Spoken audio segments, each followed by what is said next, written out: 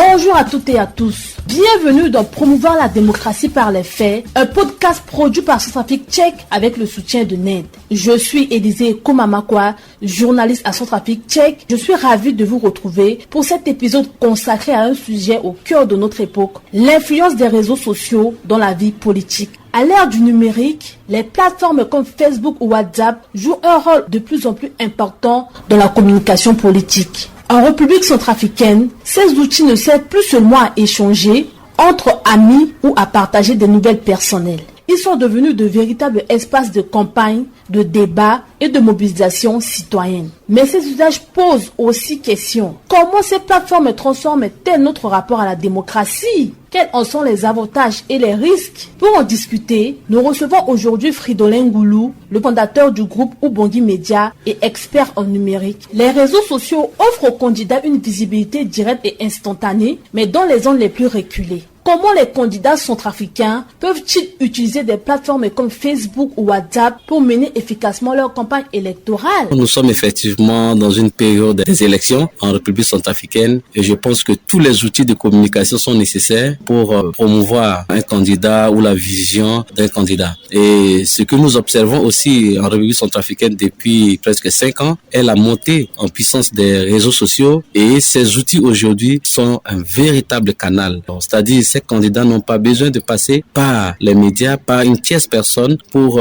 diffuser leur vision afin de susciter une adhésion de la part de la population. Peut-on aujourd'hui parler d'une véritable stratégie digitale organisée chez les candidats ou s'agit-il encore d'un usage spontané et expérimental? Tout le monde est amateur, quelques candidates ou candidats qui s'efforcent un peu à avoir une communication cohérente sur les réseaux sociaux à travers les canaux que vous venez de souligner, Facebook comme WhatsApp, mais la plupart des candidats l'utilisent d'une manière improvisée. Parce que quelqu'un est sur Facebook, moi aussi je suis sur Facebook, sans pour autant définir une stratégie de communication digitale en tant que telle, cibler aussi sa source, cibler aussi, pour ne pas dire encore, les cibles indiquées pour que la communication puisse toucher. Dans le cadre d'une campagne électorale, si c'est une élection présidentielle, on peut définir une stratégie globale qui va au-delà même de la République centrafricaine. Mais si c'est une élection législative, il faut cibler la communication dans sa circonscription. Mais c'est ce qui manque effectivement au niveau de la stratégie de ces candidats-là à développer leur communication à travers les réseaux sociaux. Selon vous, les réseaux sociaux renforcent-ils réellement la participation politique ou favorisent-ils plutôt la création de bulles de désinformation et de méfiance? Ce point, je vais intervenir sur les 2 points. D'abord, les réseaux sociaux favorisent l'engagement citoyen parce que tout le monde n'est pas appelé effectivement à se prononcer à travers les médias traditionnels. Parfois, il y a beaucoup de restrictions dans des médias et les réseaux sociaux offrent aujourd'hui une opportunité à tout le monde de s'exprimer librement et de donner son opinion. Ce que nous craignons, c'est quoi? Les utilisateurs des réseaux sociaux transforment aussi cette plateforme-là à une plateforme de diffusion des messages de haine, de la désinformation et d'incitation à la violence. C'est ça qui n'est pas bon. Et c'est ce que nous déplorons d'ailleurs dans notre pays. Dans l'autre aspect, c'est quoi? Oui, nous utilisons les réseaux sociaux pour nous exprimer parce que tout le monde n'est pas appelé à s'exprimer dans les médias, mais aussi les réseaux sociaux sont utilisés très négativement pour influencer, pour désinformer, pour inciter à la violence, inciter à la haine et c'est ça qui est très très dangereux. En Centrafrique, comme ailleurs dans le monde, les réseaux sociaux redéfinissent les règles du jeu politique. Ils offrent de nouvelles opportunités d'expression et de participation, mais soulèvent aussi d'importants défis démocratiques, la désinformation, les discours de haine et les inégalités d'accès au numérique. Merci à Fridolin Goulou, le fondateur du groupe Ubongi Media, pour ses analyses éclairantes. Et merci à vous, chers internautes, de suivre Promouvoir la démocratie par les faits. On se retrouve très bientôt pour un nouvel épisode, toujours avec le même objectif, mieux comprendre ensemble